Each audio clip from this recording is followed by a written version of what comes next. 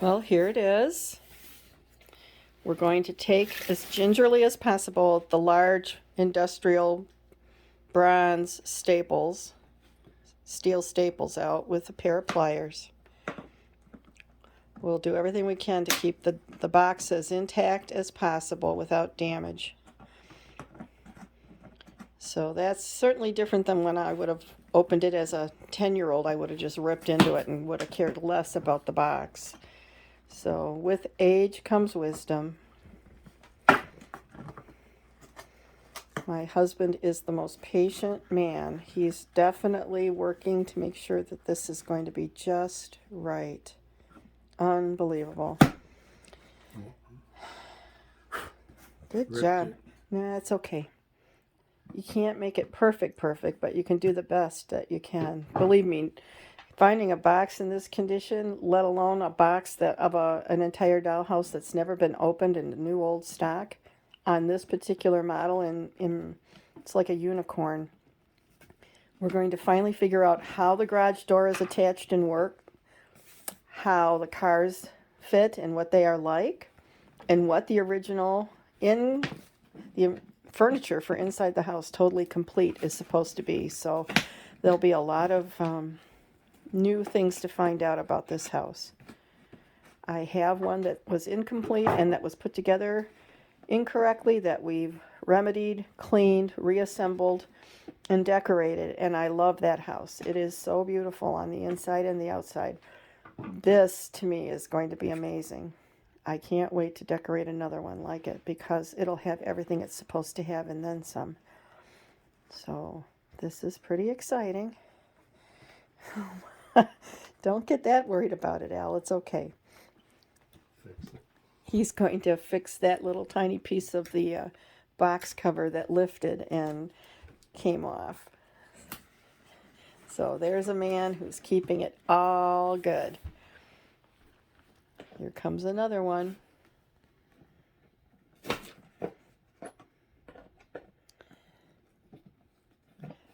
This was ordered back on October 27th, and today is November 17th.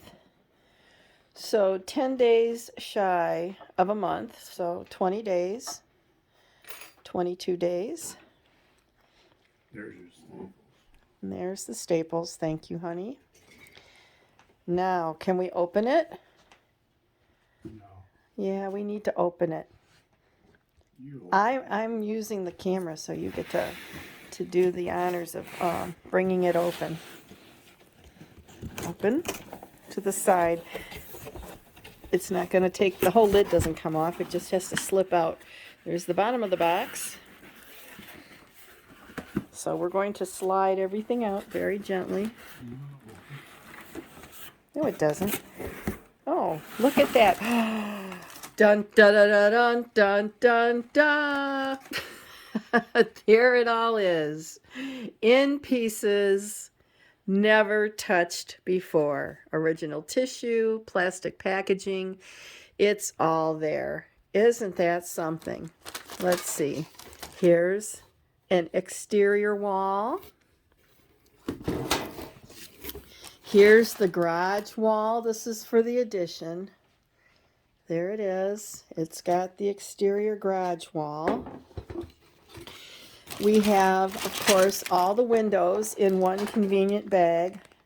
The bay window and all the elusive, hard to find plastic windows that sometimes are missing or often are missing, including the door for the front of the house. That was missing on mine, as were 3 out of the 4 windows. And there's even a porch light. I've never seen the cars in the wild. I've never seen the cars in real life. Here they are. We happen to have 2 red cars. One is a sedan, and the other is more of a little runabout, like a bug. It's very cool.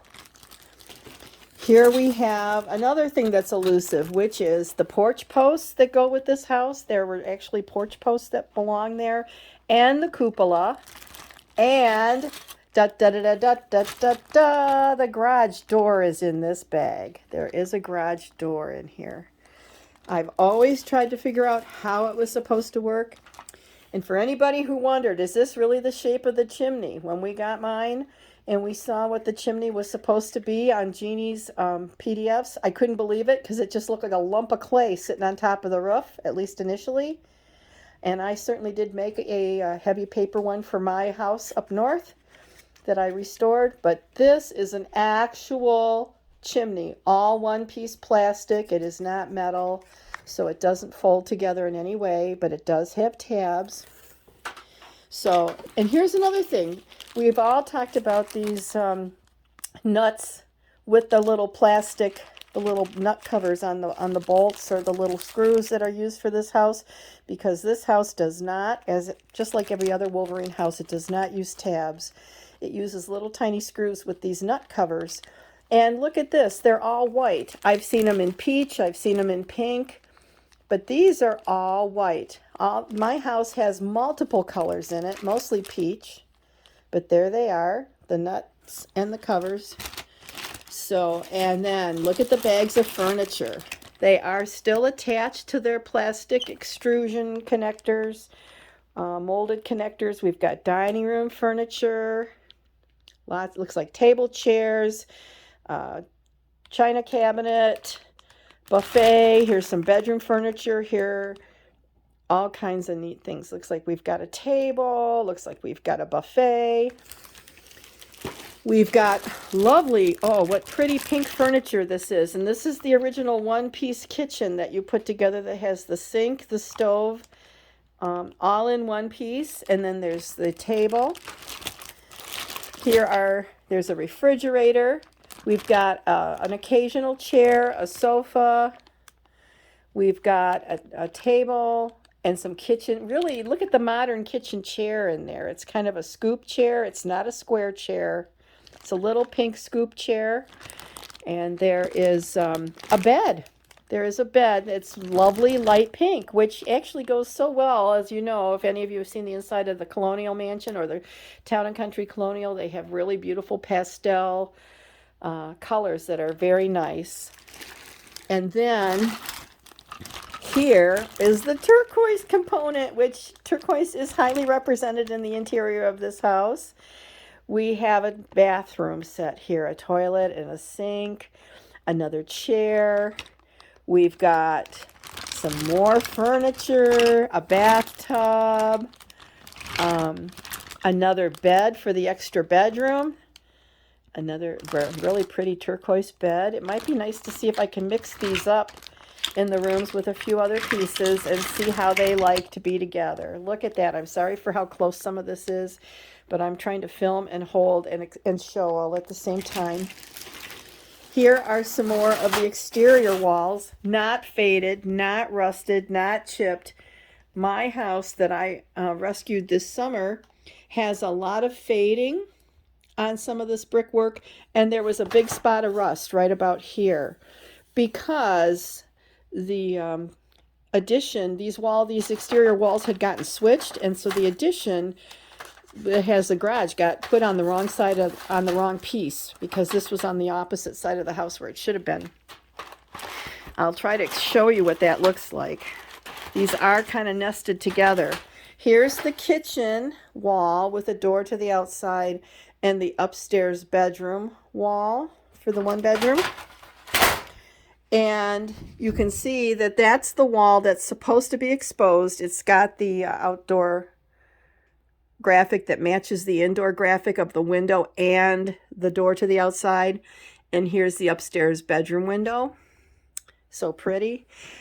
Mine was put together backwards. So this lovely fireplace wall was in the kitchen, and I kept thinking, why does that even make any sense? Who wants a gorgeous fireplace like that in a little tiny kitchen compared to the grand openness of the living room, dining room area? Here's the wall that should be attached to the addition, the garage, that turns this house from a Town and Country Colonial into a mansion. So we've seen all the exterior walls. Move some tissue out of the way, and here comes the roof. It has yet to be folded, so it's all nice and flat.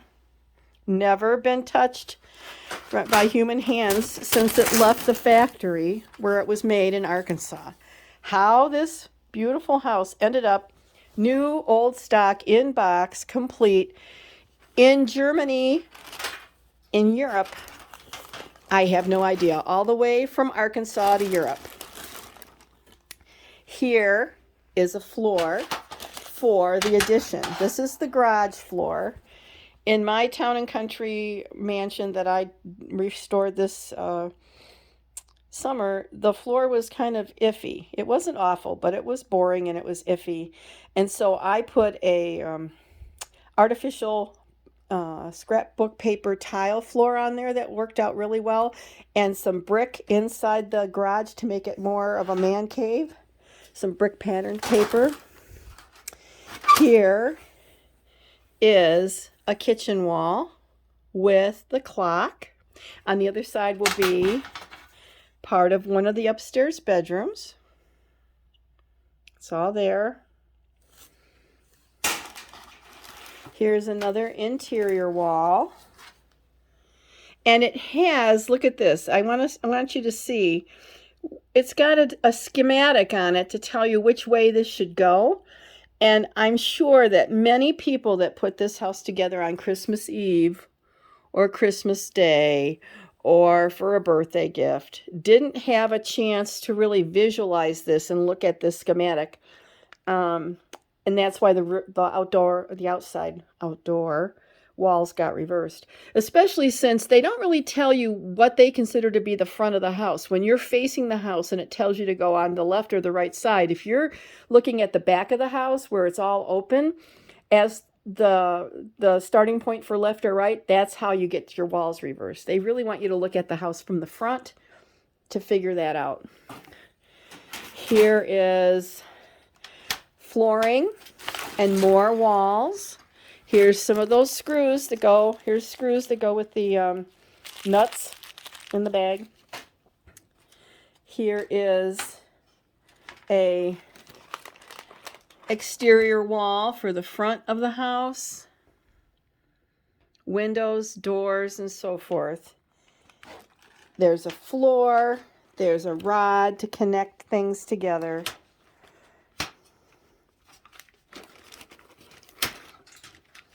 There's another piece of the major. This is the full roof that goes over the main part of the house. And it has all the graphics nice and bright, so I may not have to use my little photographed flower. Remember I don't know if some of you saw that I took pictures of my flower boxes at the cottage up north and then used them. I made them the size of a window and put them in a PDF format for people to use if they wanted them for their flower boxes that were faded. Here's the inside floor, second floor for the bathroom and the 2 bedrooms. Here's the exterior walls for the main part of the house where all the windows insert. You'll see all those little holes. Those are where the nubbins, where the windows will insert. So we've got a ceiling. We've got walls. We've got floors.